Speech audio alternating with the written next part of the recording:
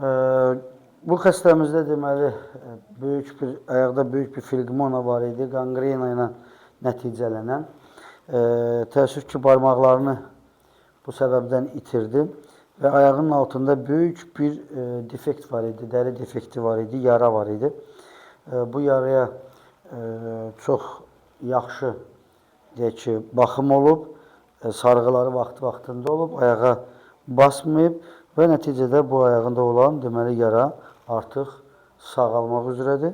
Demək olar ki, sağalıb və bu da xəstə ilə həkimin birgə nəticəsidir. O nöqteyi nəzərdən həkim təkcə deyək ki, nə məsləhət verir, amma o məsləhətin icrası birbaşa xəstəyə, xəstə yaxınlarına və ona göstərilən qulluqdan çox şey asılıdır.